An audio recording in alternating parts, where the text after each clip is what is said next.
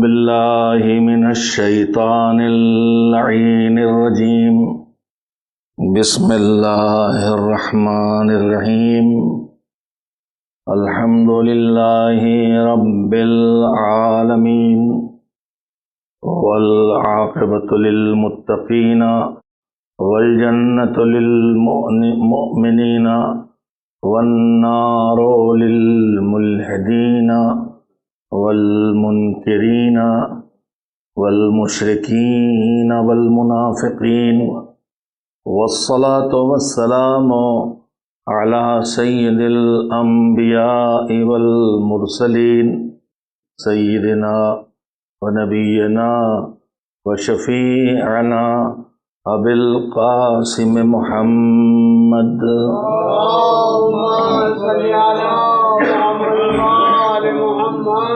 آلہ الطیبین الطاہرین المعصومین المظلومین واللعنۃ الدائمۃ الباقیۃ علی اعدائہم اجمعین من الآن الی یوم الدین اما بعد فقد روی عن الامام الصادق جعفر بن محمد علیہم السلام فی زیارت جدہ سید الشہداء الحسین بن علی خطابا لأولیائہ وانصارہ بأبی انتم وأمی طبتم وطابت الارض التي فيها دفنتم وفزتم فوزا عظیما فیا لیتنی كنت معكم فافوز معكم صلوات بھیجیں محمد وآل محمد علیہ السلام۔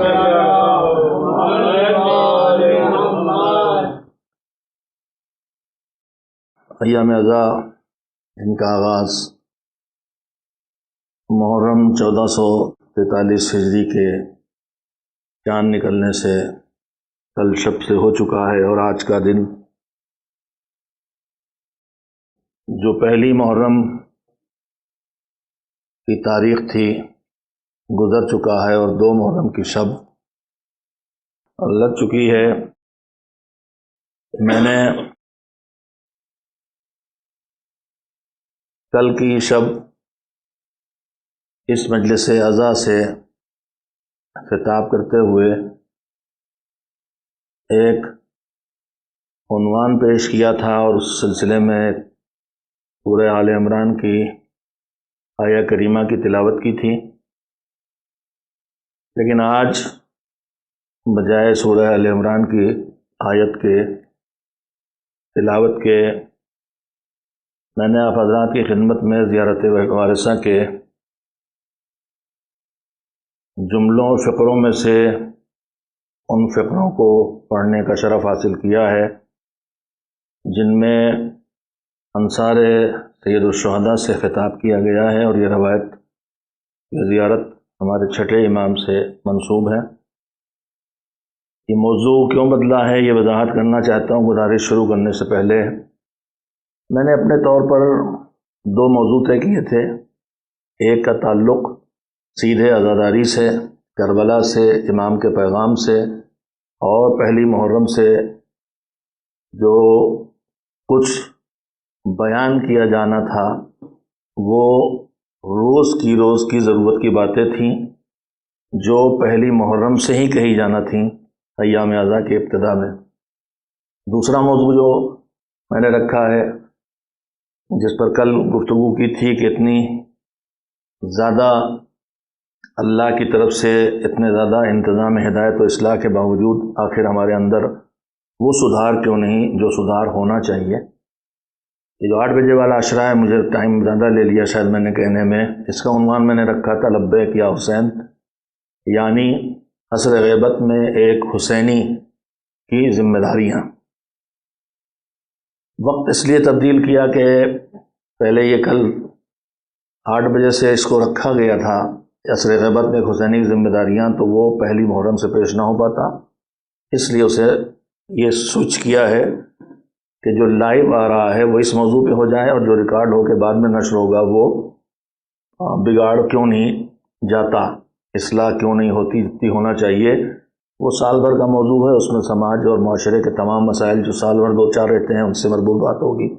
لیکن یہ بات جو اس وقت گفتگو شروع کی میں نے، اس وقت کل پرسوں سے جاری ہے۔ اب میں آج سے اسی موضوع پر اس وقت کی مجالس میں گفتگو کروں گا۔ موضوع پھر دوہرا دوں، لبیک یا حسین، ایک صلوات بھیجیں محمد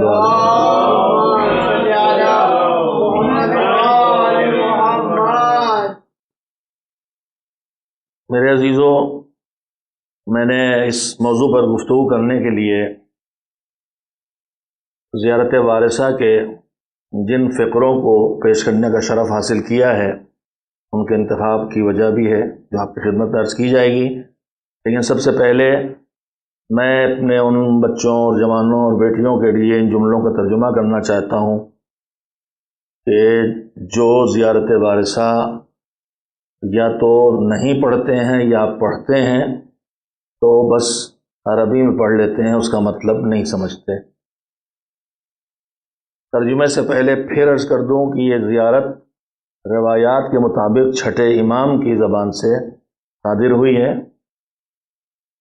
تو اب ہم خود جب پڑھتے ہیں تو ہم اپنے اعتبار سے پڑھتے ہیں، لیکن یہ دیکھیں کہ یہ زیارت سب سے پہلے کس نے پڑھی ہے؟ چھٹے امام نے پڑھی ہے۔ اب میں ترجمہ کرتا ہوں جملوں کا۔ بے ابی انتم و امی طبتم و طابت الارض التی فیہا دفنتم۔ ترجمے سے پہلے ایک چھوٹی سی اصلاح کرنا چاہتا ہوں۔ اچھا، پہلے ترجمہ سن لیجئے۔ بے ابی انتم و امی، اے انصار حسین، آپ پر میرا باپ فدا ہو اور آپ پر میری ماں فدا ہو۔ طبتم، آپ پاک، وطابت الارض التی فیہا دفنتم، اور وہ زمین پاک ہو گئی کہ جس زمین میں آپ دفن کیے گئے۔ پھر اس کا اگلا جملہ کیا ہے؟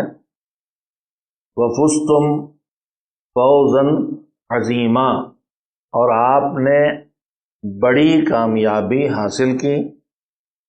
اب اس کے بعد اتنی بات کہہ کے اب دعا ہوتی ہے اور تمنا کا اظہار ہوتا ہے۔ فیا لیتنی کنت معکم، اے کاش میں آپ لوگوں کے ساتھ موجود ہوتا، فافوز معکم، تو میں بھی آپ کے ساتھ کامیابی حاصل کرتا۔ سب سے پہلے ایک چھوٹی سی اس فقرے کو زیارت کے پڑھنے میں عموماً جو بے توجہی دیکھنے کو ملتی ہے وہ یہ ہے، جو اہل علم سے بھی کبھی کبھی سامنے آ جاتی ہے۔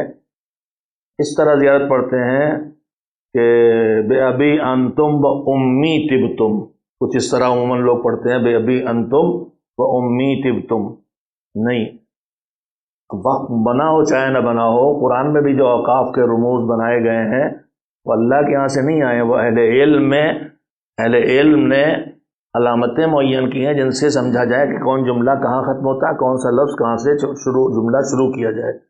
یہاں لوگ قافیہ جوڑتے ہیں، بے ابی انتم و امی طبتم، نہیں، بے ابی انتم و امی، باپ کو اب کہتے ہیں اور ماں کو ام کہتے ہیں۔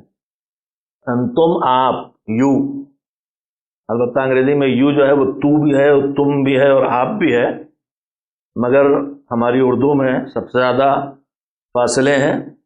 عربی میں بھی انتا ہے، ایک سے بات کی جائے، دو سے بات کی جائے تو انتما ہے، تم دو یا آپ دو، اور اس کے بعد انتم کہا جائے تو محترم ہو تو ایک کو بھی انتم کہا جاتا ہے، اور جیسے ہم آپ کہتے ہیں اس طرح وہ انتم کہتے ہیں، یا کئی ہوں تو بھی۔ بے ابھی، میرے باپ فدا ہوں آپ پر، و امی، اور میری ماں بھی فدا ہوں آپ پر۔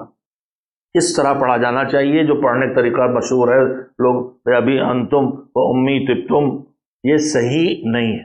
بے ابی انتم و امی رکے ذرا سے، اس کے بعد فزتم، اب دوسرا جملہ آپ کامیاب ہوئے، اور طبتم وطابت الارض التی فیہا دفنتم، آپ پاک ہیں، پاک ہوئے، پاک تھے اور وہ زمین پاک ہو گئی۔ اور اس کے بعد جملے 2-3 جملے ہیں۔ میں موضوع سے پہلے ذرا ایک اشارہ ان کلمات کے سے ملنے والے مفاہیم کی طرف بھی کروں گا۔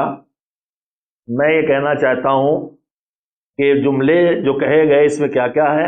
میرے ماں باپ آپ پر فدا ہو، 1، آپ پاک ہیں، 2، وہ زمین پاک ہوئی جس میں آپ دفن ہیں، 3، اور اس کے بعد آپ نے کامیابی حاصل کی، 4، اور بڑی کامیابی حاصل کی، 5، اور پھر تمنا ہے کہ کاش آپ کے ساتھ ہوتا تو میں بھی کامیابی حاصل کرتا۔ 5 حقائق اس جملے میں بیان کیے گئے ہیں۔ ایک تمنا سامنے آئی ہے اور ایک اظہار احترام کیا گیا ہے۔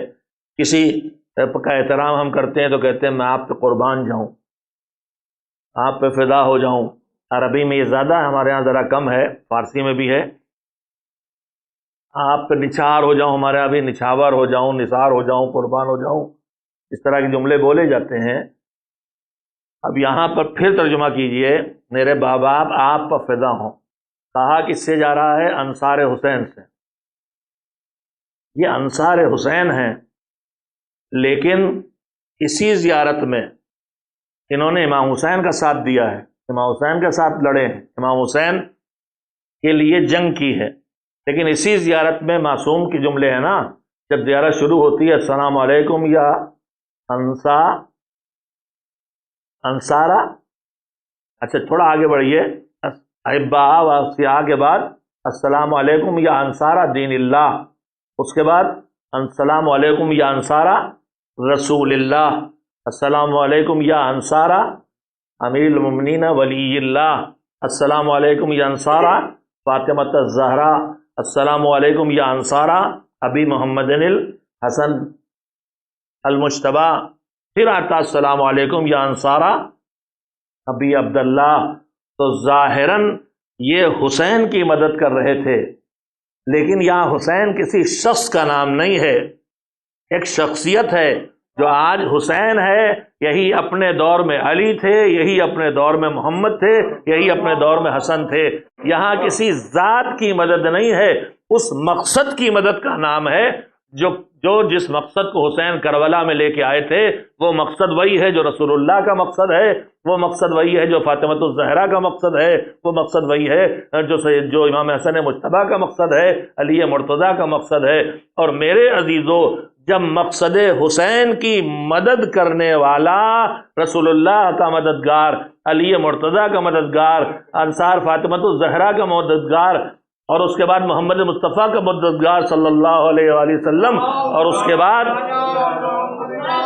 السلام علیکم یا انصار دین اللہ، اے دین خدا کے مددگاروں۔ تو اب مجھے کہنے دیجئے کہ جو اس صف میں جو انصار حسین کی صف ہے شامل ہو سکے، کس طرح سے آج کے دور میں جو انصار حسین نے کیا تھا دین کے بچانے کا کام، مقصد معصومین کے سنبھالنے کا کام، وہ آج کا عزادار بھی اگر کر سکے تو یہ عزاداری کر کے وہ اسی صف میں شامل ہو سکتا ہے جو شہدائے کربلا کی عظمت ہے، جس کی طرف آپ حضرات کی توجہ خصوصیت سے حاصل کرنا چاہتا ہوں کہ جب کوئی یہ انصار کون ہے، ان میں غلام حبشی بھی ہے، ان میں کئی غلام ہیں، حبشے کے رہنے والے بھی ہیں، ان میں ہر قبیلے کے ہیں، کوئی ابھی نو شیعہ ہوا، کوئی نو مسلم ہوا، کوئی عثمانی تھا نکل کے آیا، کوئی عیسائی تھا نکل کے آیا، مختلف لوگ نکل کے آئے، کوئی سپاہ یزید سے نکل کے آیا اور آ کے حسین کا ساتھ دے کے شہید ہو گئے۔ تو اب ان سے کہا جا رہا میرے ماں باپ آپ پر فدا ہو، یہ میں ہی نہیں کہہ رہا آج پڑھ کے، یہ جب پہلی مرتبہ زیارت پڑھی گئی تو جعفر صادق کہہ رہے تھے۔ اب نصرت حسین اور نصرت دین خدا اور نصرت پیغمبر خدا کی عظمتوں کو پہچانیے کہ اگر جون حبشی بھی اس صف میں آ کے کھڑے ہو جائیں تو چھٹا امام کہتا ہے کہ میرے والد گرامی اور میری مادر گرامی آپ پہ فدا ہو جائیں۔ ایک صلوات بھیجیں محمد و آل محمد علیہ وسلم۔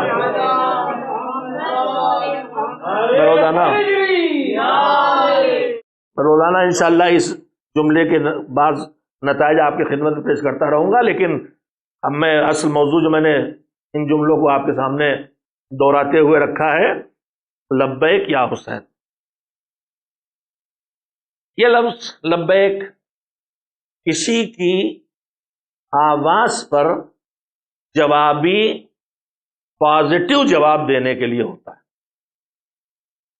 کوئی کہے کہ اب ذرا یہاں آئیے تو ہم کہیں لبیک، آیا، اور یہ پورے وجود سے ہوتا ہے۔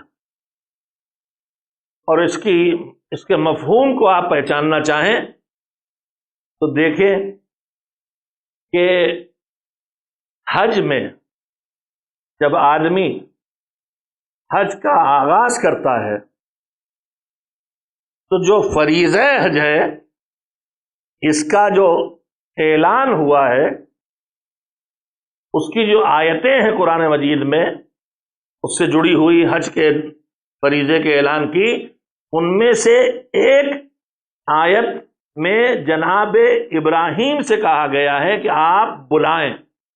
اللہ نے بلایا لیکن بلوایا جناب ابراہیم سے ہے، اور جواب بھی دیا گیا کہ آپ بلائیں گے تو لوگ آئیں گے، سوار ہو کے بھی آئیں گے، پیدل بھی آئیں گے۔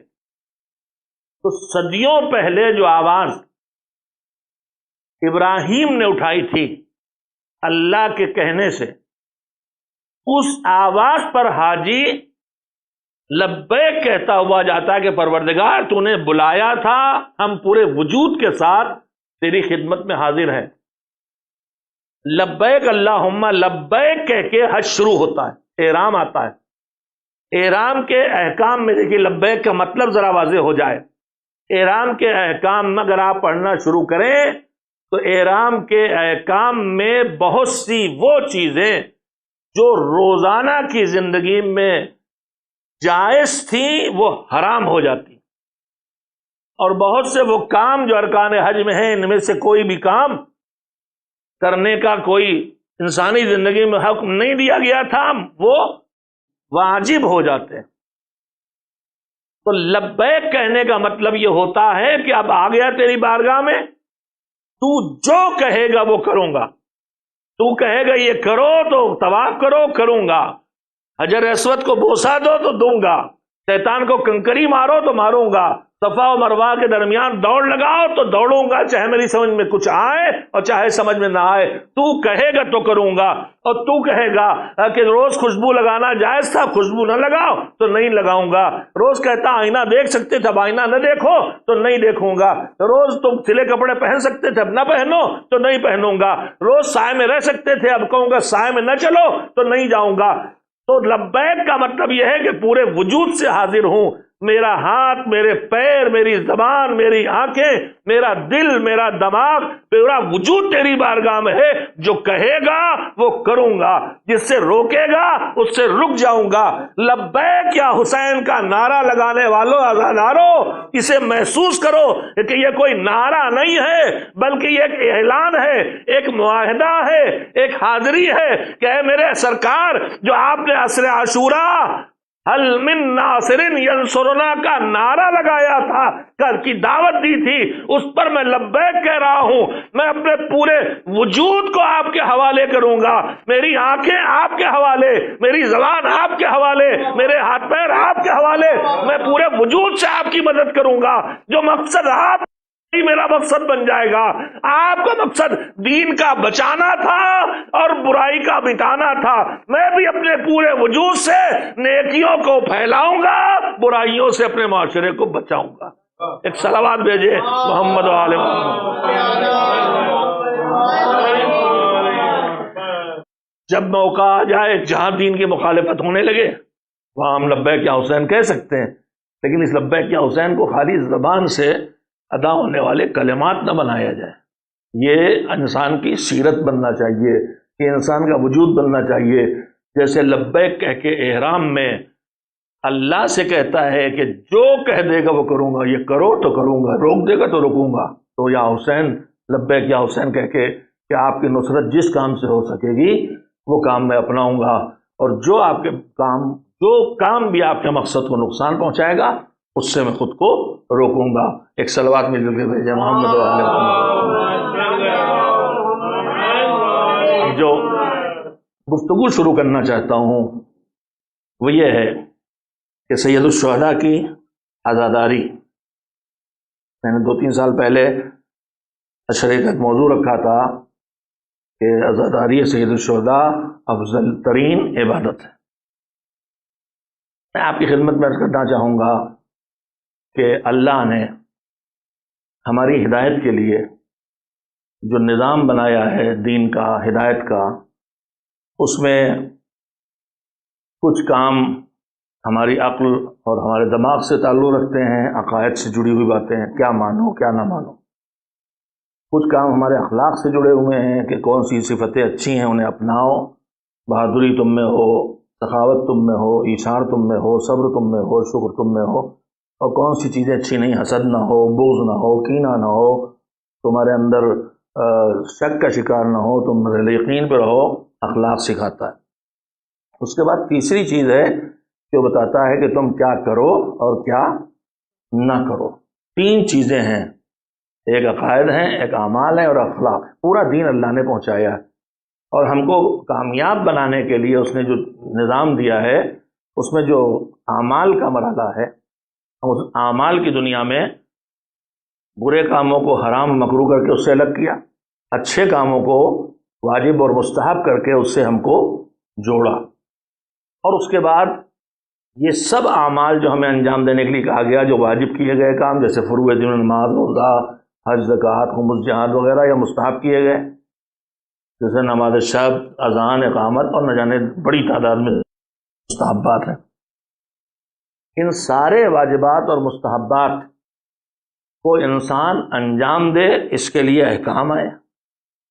احکام دینے کے بعد معصومین علیہ السلام کے کچھ قرآن میں اشارے ہیں کہ ان کاموں کے کرنے میں کیا اجر ہے اور چھوڑنے میں کیا نقصانات ہیں، اور پھر معصومین علیہ السلام نے بنیادی باتیں عرض کر رہا ہوں اپنے موضوع پر آپ حضرات کے ذہنوں کو مرکوز کرنے کے لیے۔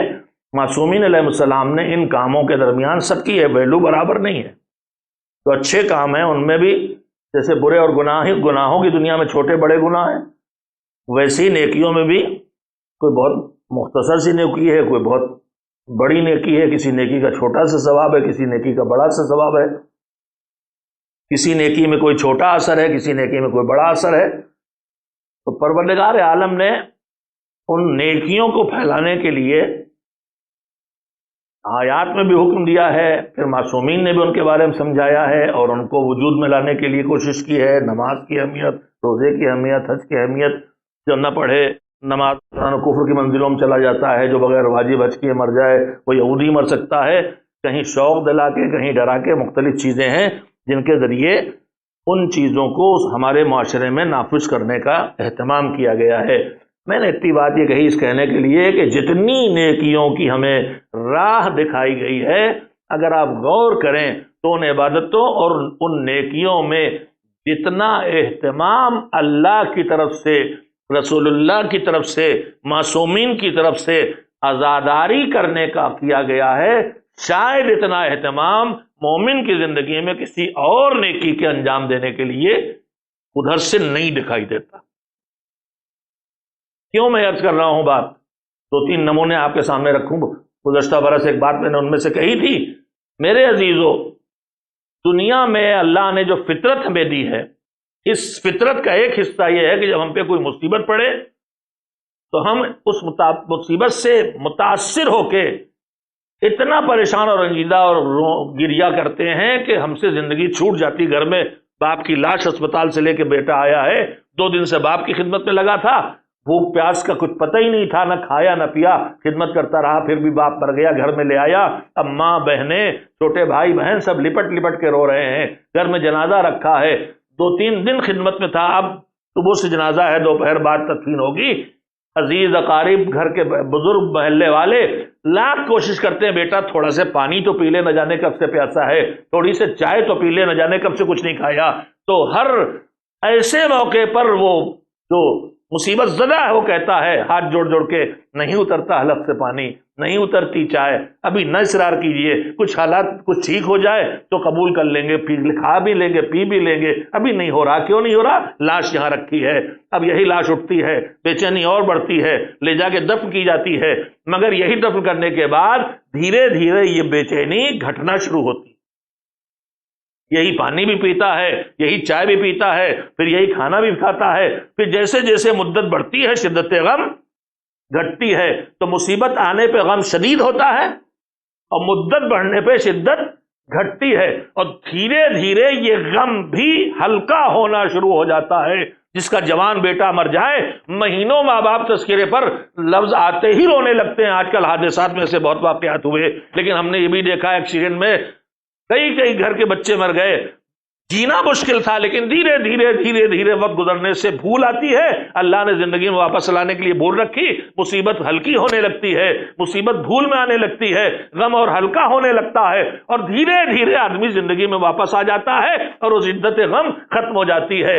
تو پہلی چیز غمزدہ ہونا بھی فطرت ہے، اور دوسری چیز اس غم کا ہلکا ہونا اور بھولا جانا بھی فطرت ہے، اور ایک نسل میں یہ غم رہتا ہے، نسلوں میں نہیں جاتا۔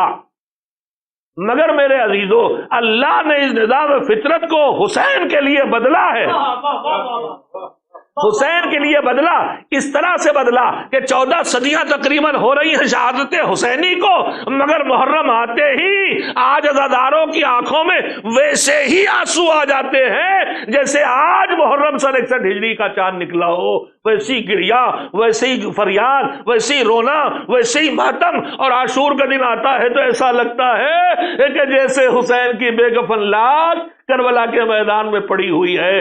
تو میرے عزیزو، یہ اہتمام الہی کے علاوہ اور کیا ہے کہ صدیاں گزر جائیں مگر شدت غم کم نہ ہونے پائے۔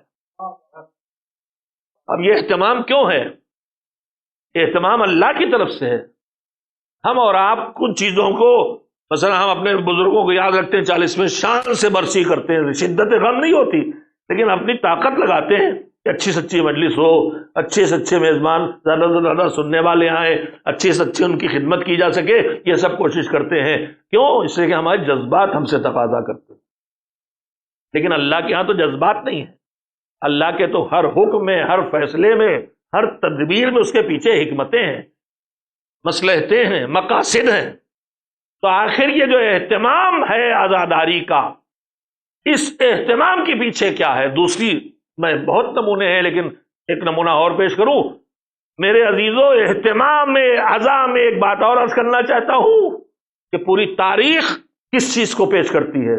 تاریخ کا مطلب ہوتا جو ہو چکا وہ بتایا جائے، جنگ ہوئی تو بتایا جائے کہ جنگ ہوئی، جنگ ہونے والی ہے یہ تاریخ نہیں ہوتا ہے، پیشن گوئی ہوتی ہے۔ جب واقعہ ہو جائے تو اس کو بتایا جاتا ہے۔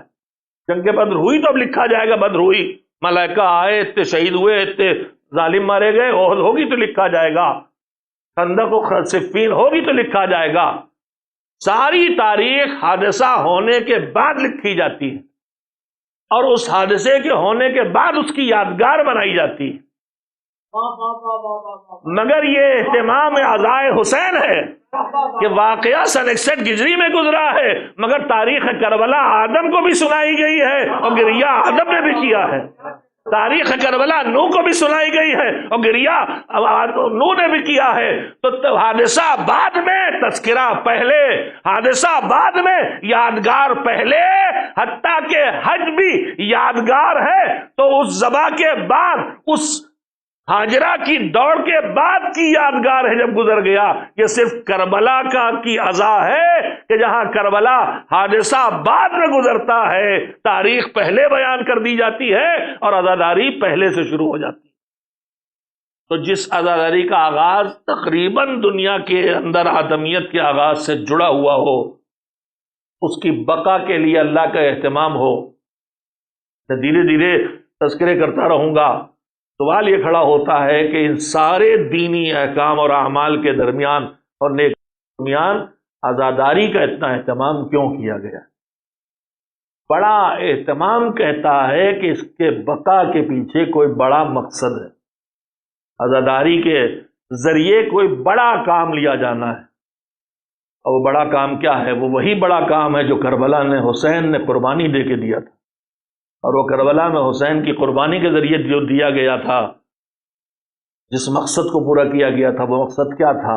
مٹتے ہوئے دین کو بچانا۔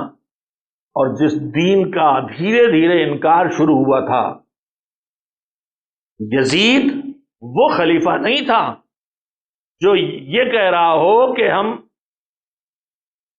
شراب پی رہے ہیں مگر مانتا ہو کہ اسلام میں شراب منع کی گئی، وہ ان میں کا نہیں تھا۔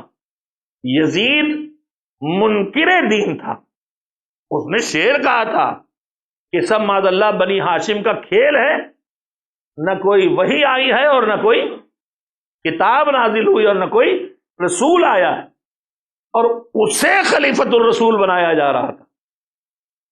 تو جو دین کا منکر ہو، جو رسالت کا منکر ہو، جو وحی الہی کا منکر ہو، جب وہ خلیفہ بنایا جائے گا تو دین مٹے گا کہ نہیں مٹے گا؟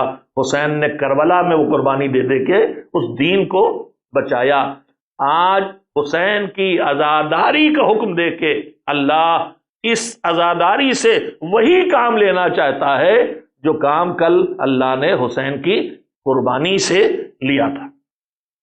دین کا بچانا اور دین کا پھیلانا، یہ دو مقصد امامت تھے جن دونوں کو حسین نے کربلا میں انجام دیا، اور آج اللہ اسی فریضے کو عزاداری کے ذریعے ہم سے انجام دلوانے کے لیے ہم تک عزاداری کو پہنچایا ہے اور ہمیں عزادار بنایا ہے۔ میرے عزیزو، یہاں تک پہنچنے کے بعد اب میں آپ حضرات کی خدمت میں جو بات کہنا چاہتا ہوں یہ بات کہنا چاہتا ہوں کہ اگر آپ عزاداری کے ہدف اور مقصد کو دیکھ لیں تو آپ محسوس کر لیں گے کہ جو سب سے بڑا کام ہے وہ اللہ عزاداری سے لے رہا ہے، دین کا بچانا اور دین کا پھیلانا۔ دوسری تمام نظام مذہب پہ اگر نظر، ایک صلوات بھیجے محمد و آل محمد۔ نظام مذہب پہ اگر آپ نظر ڈالیں تو اللہ نے نیکیوں کو اثرات دیے، تمام نیکیوں کے اندر اثر دیا ہے۔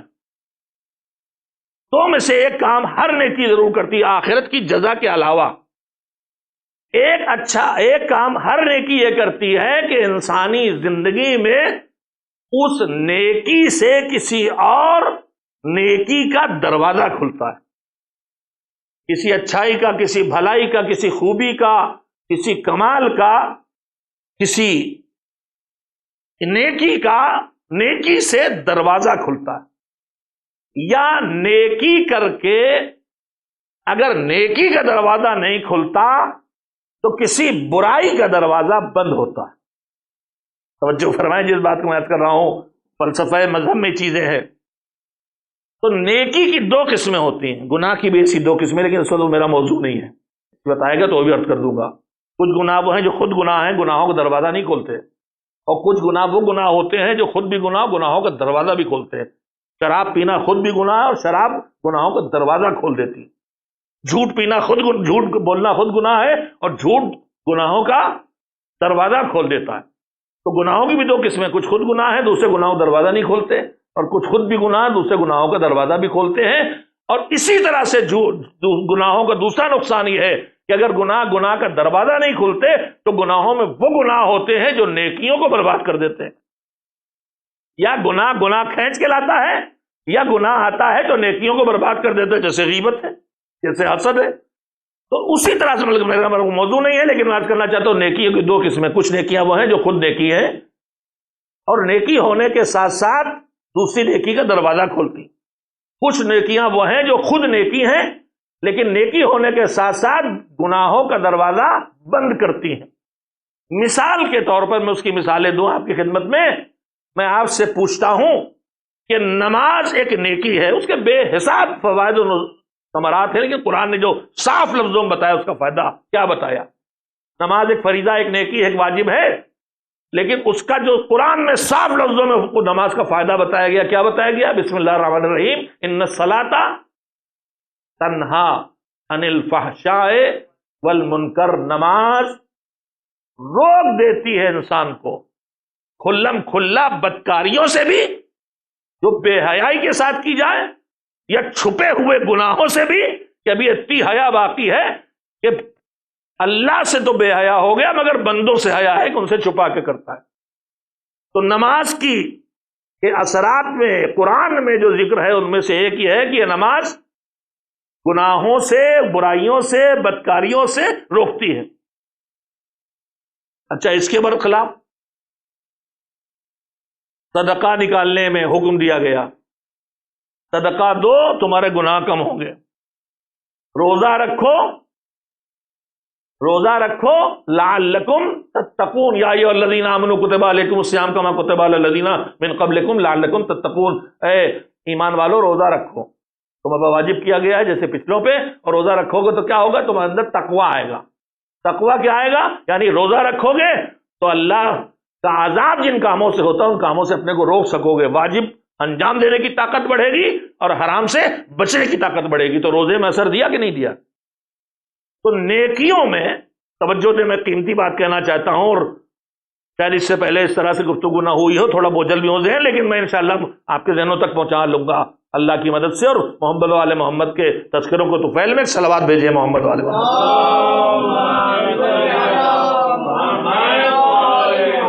میں نے اب تک جو گفتگو کی ہے اس میں عرض کرنا چاہا ہے کہ عصر غیبت میں ایک حسینی کی ذمہ داریوں کے تحت، ہم حسینی ہیں تو عزاداری کرتے ہیں، تو اس عزاداری کے ہم سے کیا تقاضے ہیں، اور اللہ نے اس عزاداری کو اتنا اہتمام کیوں کیا ہے؟ عزاداری کا اہتمام اس لیے ہے کہ عزاداری وہی کام کرتی ہے جو کربلا میں حسین کی شہادت نے کیا، اور وہ ہے دین کا بچانا اور دین کا پھیلانا۔ اب جو دوسری بات کہنے جا رہا ہوں، دشمن کی طرف سے سارے دین کی مخالفت ہوتی ہے، لیکن آپ غور کریں گے تو تاریخ میں سب سے زیادہ طاقت جو لگائی گئی ہے وہ عزاداری کو مٹانے پہ لگائی گئی۔ تو آخر دشمن اس کے پیچھے کیوں پڑتا ہے؟ اللہ نے اس کا اہتمام کیا، اس کی وجہ کی، دشمن اس کے پیچھے کیوں پڑا ہے؟ ہم اپنے اس قیمتی اور ویلیوبل اللہ کی طرف سے ملی ہوئی نعمت کو پہچانیں اور اس کی قدر کریں۔ تو اگر غور فرمائے تو میں عرض کرنا چاہتا ہوں انشاءاللہ بہت کی بات، اللہ نے جو نیکیاں رکھی ہیں، یا نیکی میں بہرحال اللہ کی جزا کے علاوہ نیکی کو کھینچ کے لاتی ہے یا نیکی گناہ سے بچاتی ہے۔ ایک نیکی میں بہت سی نیکیاں کھینچنے کی طاقت ہے، اور ایک نیکی میں بہت سے گناہوں سے بچانے کی طاقت بھی، یہ بھی ہوتا ہے۔ لیکن نماز کچھ برائیوں سے بچائے گی، کچھ نیکیاں دلوائے گی، روزہ کچھ نیکیاں دلوائے گا، زکوٰۃ کچھ نیکیوں تک پہنچائے گی، صدقہ کچھ نیکیوں تک پہنچائے گا، یہ سب کام کریں گے، مگر ساری عبادتوں میں کوئی عبادت نہیں ملتی کہ جس کے اندر اتنا پاور ہو اور اتنی طاقت ہو کہ وہ نیکی پورے دین میں جو بتایا گیا ہے، جتنی نیکیاں سب کے جذبہ پیدا کرنے کی طاقت رکھتی ہو، اور وہ نیکی کری جائے تو انسان کے اندر ہر گناہ سے لڑنے کی طاقت پیدا کر دے۔ عزاداری حسین اس عبادت پروردگار کا نام ہے۔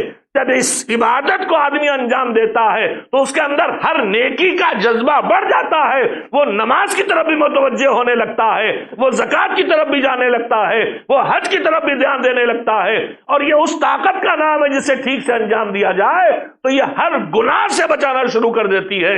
جو اللہ کی نافرمانی کے کام ہے ان سے بھی عزاداری بچانے لگتی ہے، اور جو بندوں کے حق چھیننے کے کام ہے ان سے بھی عزاداری بچانے لگتی ہے، اس لیے کہ یہ عزاداری ہمیں اس حسین کی یاد دلاتی ہے جس حسین نے راہ خدا میں قربانی دیتے دیتے یہ سیرت پیش کر دی تھی کہ ہر نیکی کرنے کی طرف بڑھایا تھا اور ہر گناہ کی طرف بڑھنے سے روکنے کی طاقت عنایت کی تھی۔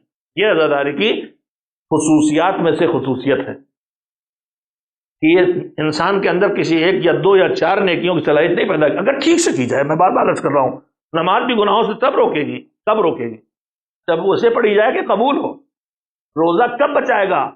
اللہ کے عذاب سے تقویٰ پیدا کرے گا۔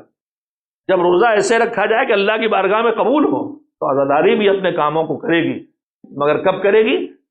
جب ویسے کی جائے کہ وہ اللہ کی بارگاہ میں قبول ہو جائے، نہ دکھاوے کی فکر ہو، نہ نام کی فکر ہو، نہ ریاکاری ہو، نہ اپنے نام کو بڑا کرنا ہو، نہ شہرت ہو، نہ رسم و رواج ہو، بس اس لیے ہو کہ ہمارے اوپر ذمہ داری ہے کہ ہم اس فریضے کو انجام دیں۔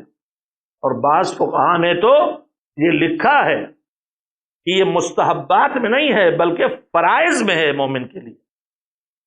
یہ مستحبات نہیں ہے کہ ہم اسے چھوڑ دیں، مومن کے لیے فرائض میں ہے کہ وہ ادائے حسین برپا کرے، جس کے لیے اللہ نے اتنا اہتمام کیا، جس کے لیے معصومین نے اتنا اہتمام کیا۔ تو اب عزاداری کیا کرتی ہے؟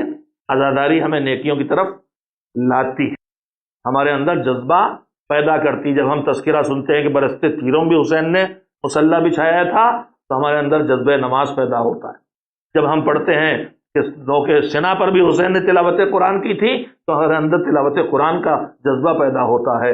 جب ہم دیکھتے ہیں کہ جناب مسلم ابن عقیل جاتے جاتے دنیا سے جب شہید کرنے کا حکم دیا گیا ہے تو اپنے زندگی کے آخری وقت میں انہوں نے جو وصیت کی، اس میں ایک وصیت یہ کی تھی کہ میں نے تھوڑا سے قرض لیا ہے، یہ میری زرہ کو تلوار کو بیچ کے وہ قرض ادا کر دیا جائے۔ تو عزادار کے ذہن میں فوراً خیال آتا ہے کہ پھر عزادار وہ ہونا چاہیے جو مرتے سے پہلے اپنے ذمے دوسروں کے ہر حقوق کو لے کے نہ جائے۔ جب ہمیں یہ عزاداری دکھاتی ہے کہ کربلا کے میدان میں سید الشہداء نے حبیب ابن مظاہر کو خاص کر کے بلایا تو کیوں بلایا؟ ان کو رجل فقیہ کہہ کے ان کو بلایا تھا، اور جو آئے تو ان کا احترام و اہتمام حسین کے اہل حرم نے ویسے کیا جیسے کسی بھی آنے والے مجاہد کا نہیں کیا تھا۔ تو جب ہماری نگاہیں یہ دیکھیں گی کہ حسین نے ان کو فقیہ ہونے کی وجہ سے خصوصی عزت دی اور حسین کے اہل حرم نے بھی خصوصی عزت دی، تو یہ عزاداری ہمارے جوانوں سے خود کہے گی کہ اپنے فقہا کا احترام کرو اور فقہا کے ساتھ وہ احترام کا برتاؤ کرو جو تم نے کسی اور کے ساتھ نہیں کیا ہے۔ جب ہماری عزاداری ہمیں دکھائے کہ حر لشکر کا سردار ہونے کے باوجود جب اپنے کو درمیان جنت و جہنم پاتا ہے تو پھر آخرت بچانے کے لیے حکومت بھی چھوڑ دیتا ہے اور جان کو بھی نچھاور کر دیتا ہے، تو پھر ہماری عزاداری ہم سے تقاضا کرے گی حر بنو، گناہوں کے لشکر سے نکلو، جہنم سے خود کو بچاؤ اور نیکیوں کے لشکر میں آ کے رومال زہرا پیشانی پہ بندوانے کے لائق بن جاؤ۔ یہ عزاداری ہم سے ایک نیکی نہیں کروائے گی اگر ہم ٹھیک سے عزاداری کریں، یہ عزاداری ہمیں ایک گناہ سے نہیں بچائے گی اگر ہم ٹھیک سے عزاداری کریں، یہ عزاداری ہم سے نیکیوں کے سیلاب بنا دے گی ہمارے زندگی ماحول میں، اور برائیوں کے لیے قحط اور خشکالی پیدا کر دے گی اگر ہم عزاداری کو اس طرح کریں جو عزاداری کرنے کا حق ہے اور جو عزاداری کرنے کا طریقہ اور سلیقہ ہے۔ ایک صلوات بھیجیں محمد و آل محمد علیہ السلام۔ عزیزو، دھیرے دھیرے میں باتیں آپ کی خدمت میں عرض کرنے کے لیے حاضر ہوتا رہوں گا کہ یاد رکھیے گا کہ لبیک یا حسین جو ہمارے لبوں پر ہے اس کے تقاضے کیا ہیں وہ ہمیں سمجھنا چاہیے، اور اس کے تقاضے یہی ہیں کہ عصر غیبت میں ہم عزادار اس عزاداری کے فریضے کو انجام دے کے ان منزلوں تک پہنچ جائیں کہ جن منزلوں پر آنے کا وارث حسین ہمارا انتظار کر رہا ہے۔ ہم نے بچپن سے ایک چیز سنی ہے، ہم منتظر ہیں اپنے زمانے کے منتظر، امام کے منتظر ہیں، اور ہمارے امام کے القاب میں جہاں ہادی، مہدی، حجت، ولی العصر، انہی میں ایک لقب ہے منتظر، جس کا ہم انتظار کر رہے ہیں۔ ہم منتظر ہیں، وہ منتظر ہیں۔ مجھے بھی زیادہ مدت نہیں ہوئی، آدمی ہمیشہ ہر لمحے علم کا محتاج ہے، اور قرآن مجید میں جو دعائیں ہم کو سکھائی گئی ہم ان دعاؤں پہ توجہ نہیں دیتے، اس کے پیچھے ہمیں محنت کرنا چاہیے اس پر کہ تلاوت قرآن کریں تو جہاں ہمیں کوئی دعا مل جائے وہاں رک جائیں۔ اللہ نے دعاؤں کے ذریعے بھی ہمیں تربیت کی ہے، کچھ دعائیں اولیاء کی ہیں، کچھ صالحین کی ہیں، قرآن میں آئی ہیں، کچھ انبیاء کی ہیں، کچھ دعائیں خود اللہ نے سکھائی ہیں۔ اہدنا الصراط المستقیم اللہ کی سکھائی ہوئی دعا ہے، اس لیے کہ سیدھے راستے پہ آ جانا کوئی بہت بڑا کام نہیں ہے، سیدھے راستے پہ باقی رہنا بڑا کام۔ قرآن مجید میں اس کی تاکید ہے، ربنا لا تزغ قلوبنا بعد اذ ہدیتنا، پروردگار جب ایک بار تو نے ہمیں ہدایت کی راہ دے دی ہے تو پھر ہمارے دلوں کو اس کے بعد ٹیڑھا نہ کر۔ اور یہ میں نے ابھی دیکھا اسی ماہ محرم کے جو اعمال ہیں انہی میں کسی دعا میں بھی شامل ہے، یعنی یہ رمضان محرم پھر اس وقت کا نام ہے کہ جہاں اس طرف توجہ دی جائے کہ آدمی بہت راہ ہدایت پہ آ کے بہک بھی سکتا ہے، بہک کے راہ ہدایت پہ بھی آ سکتا ہے۔ کربلا میں خالی حر لشکر یزید چھوڑ کے نہیں آئے تھے، کربلا میں بہت سے حسین کے ساتھ آنے والے حسین کو چھوڑ کے بھی چلے گئے۔ عاشور کے دن حر آئے ہیں تو عاشور کے دن چھوڑ، تاریخ میں ہے، پڑھوں گا انشاءاللہ۔ تو ہمیں آخر لمحے تک دعا دین پر باقی رہنے اور ہدایت پر باقی رکھنے کی دعا کرنا ہے۔ اسی میں ایک دعا یہ بھی ہے، رب زدنی علما والحقنی بالصالحین۔ پروردگار 60 سال کا ہو گیا تو کیا ہوا، میرے پاس علم ہی کتنا ہے، میرے علم کو بڑھا، میرے علم کو بڑھا، میرے علم کو بڑھا۔ اور علم بڑھنے کا نتیجہ کیا ہوگا؟ علم بے عملی کے ساتھ کام نہیں آئے گا، علم بڑھے گا تو صالح بندوں سے لے جا کے ملا دے گا۔ تو میرے عزیزوں، میں ابھی پڑھ رہا تھا، چند مہینوں کے اندر کی بات ہے کہ ہم اپنے کو منتظر اور ان کو منتظر کہتے ہیں۔ عالم نے لکھا کہ ہم ہی منتظر نہیں ہیں، ہم ان کے منتظر ہیں اور وہ ہمارے انتظار میں۔ ہم تو پیدا ہوئے، 15 سال کے ہوئے، بالغ ہوئے، امام کے بارے میں جانکاری ملی، واقف ہوئے، 15-20 سال کی عمر سے ہوش آ گیا، امام کے ظہور کا انتظار کرنے لگے۔ 60-70 سال کے ہوں گے مر جائیں گے، 100 سال کے ہوں گے مر جائیں گے، تو ہمارا انتظار کتنا ہے؟ 40 سال، 50 سال، 60 سال کا ہے۔ امام نے فرمایا کہ مگر، عالم نے فرمایا کہ مگر ہمارا زمانے کا امام بھی منتظر ہے۔ کن کا منتظر ہے؟ ان ناصروں کا منتظر ہے کہ جو اس معیار کے ہوں کہ جن ناصروں کے ساتھ وہ تشریف لائیں اور زمین کو ظلم و ستم سے پاک کریں۔ اپنے جد حسین کے خون کا انتقام لینے میں ایک بہت قیمتی اور جذباتی بات آپ سے کہہ رہا ہوں، یعنی ہم تو 50-60 سال انتظار کر کے دنیا سے چلے جاتے ہیں، مگر جس دن سے پردہ غیب میں ہمارا امام گیا سن 260 ہجری، اس وقت سے آج تک وہ مسلسل انتظار میں ہے کہ ہماری امت میں وہ خالص کب پیدا ہوں گے جو انصار حسین کی طرح وہ معتبر لوگ ہوں، وہ مخلص لوگ ہوں، وہ اچھے لوگ ہوں کہ جن کے ساتھ قیام کیا جا سکے۔ ہم تھوڑے سے انتظار میں تھک جاتے ہیں، تھوڑے سے انتظار میں ہم بہت بے چین ہو جاتے ہیں کہ اب یہ ہو جاتا۔ صدیوں سے ہمارا امام انتظار کر رہا ہے عزیزو، اب امام کو اور انتظار مت کرواؤ، اٹھو اور حر بن کے اٹھو، اور سعید بن کے اٹھو، اور زہیر بن کے اٹھو، اور حبیب بن کے وہ لشکر تیار کر دو، مخلصین کا لشکر، بامعرفت افراد کا لشکر، عبادت گزاروں کا لشکر، دینداروں کا لشکر، اللہ پر بھروسہ کرنے والوں کا لشکر، قربانی دینے کا جذبہ رکھنے والوں کا لشکر، ہر حال میں اطاعت کی راہ میں آگے بڑھ جانے والوں کا لشکر جلدی تیار ہو، تاکہ وارث حسین آ جائے، جو فریاد کر رہا ہے اپنی دعاؤں میں کہ زمانے نے ہم کو آپ کے دور میں آنے سے روکا، ہم آپ کے ساتھ نہ آ سکے، اس جنگ میں شامل نہ ہو سکے، ہم اس سے محروم رہے ہیں، لیکن اللہ جیسے آپ کو کامیابی دی ویسے ہمیں کامیابی دے۔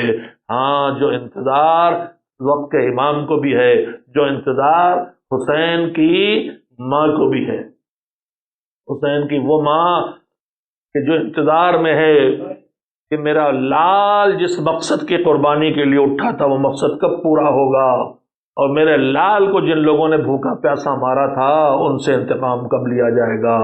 یہ ماں جس نے 28 رجب کو جب حسین آخری مرتبہ مدینے سے نکلے تھے تو بابا کی قبر پہ جا کے گریا کیا تھا، بھیا کی قبر سے لپٹے تھے، بھیا تنہائیوں میں بے چینی ہوتی ہے تو آپ کی قبر پہ آ کے سکون مل جاتا ہے۔ اماں کی قبر پہ جا کے بھی حسین روئے تھے، اماں آپ کا گود تو بہت پہلے چھن گئی، حسین بہت چھوٹا تھا، مگر اماں آپ کی قبر پہ آ کے جو چین ملتا تھا وہ چین بھی چھینا جا رہا ہے۔ حسین نکلے، حسین کے ساتھ ایک چھوٹا سا قافلہ اور چل رہا ہے جس میں ان کے نانا، ان کے بابا، ان کے بھیا اور ان کی اماں شامل ہے۔ حسین کا قافلہ مکے سے چلا کوفے کے لیے، مگر راستے میں روکا گیا اور کربلا کے میدان میں پہنچا دیا گیا۔ کربلا پہنچتے ہی جس سواری پہ حسین، اس کے قدم رک گئے، یہ سمجھا گیا تھک گیا ہے جانور، دوسرا بدلا گیا، وہ بھی نہیں جاتا، کئی جانور بدلے گئے، کئی گھوڑے بدلے گئے، اور اس کے باوجود کوئی گھوڑا قدم نہیں بناتا۔ تو حسین نے ایک مرتبہ آواز دی، مقامی لوگوں کو بلایا، کہا یہ بتاؤ اس جگہ کا نام کیا ہے؟ کسی نے کہا اس جگہ کو ماریا کہتے ہیں، کسی نے کہا اور کیا نام ہے، کہا غازریہ کہتے ہیں، کہا اور کیا نام ہے، کہا شط فرات کہتے ہیں۔ نام آتے رہے، حسین پوچھتے رہے، یہاں تک کہ آخر ایک بزرگ نے آگے بڑھ کے کہا کہ اے فرزند رسول، اس جگہ کو کربلا بھی کہتے ہیں۔ روایت کہتی ہے کہ جیسے امیر المومنین کے ساتھ صفین میں جاتے ہوئے امیر المومنین وہاں روئے تھے، اور حسین نے پوچھا تھا بابا گریا کیوں، کہا تم بھوکے پیاسے مارے جاؤ گے۔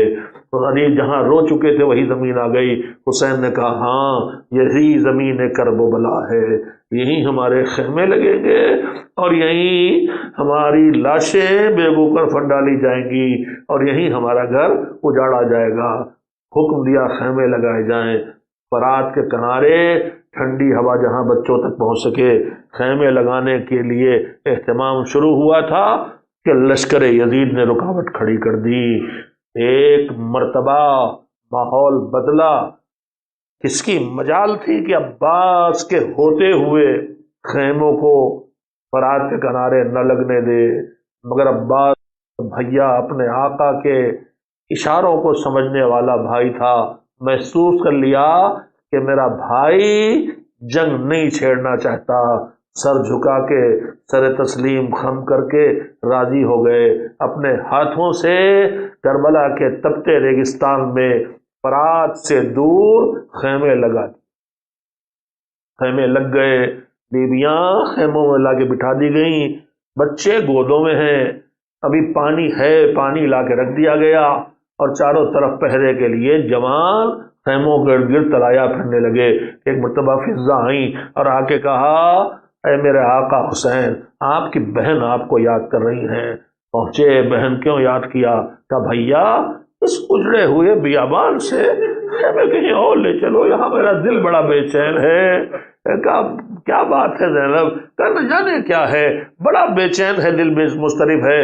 کہا بہن تمہارے بچے، تمہارے بھائی تمہارے چاہنے والے ہیں، پہرا دے رہے ہیں، یہ خیمے آباد ہے، اتنی بے چینی کی وجہ کیا؟ کہا بھیا کیا بتاؤں، ایسا لگتا ہے کہ جیسے ان خیموں کے ارد گرد سے کسی بیوی کے رونے کی آواز آتی ہو، اور بھیا یہ آواز ایسی ہے جیسے ہماری اماں رو رہی ہو، اور ایسے لگتا ہے جیسے اماں یا حسین کہہ کے گریا کر رہی ہے۔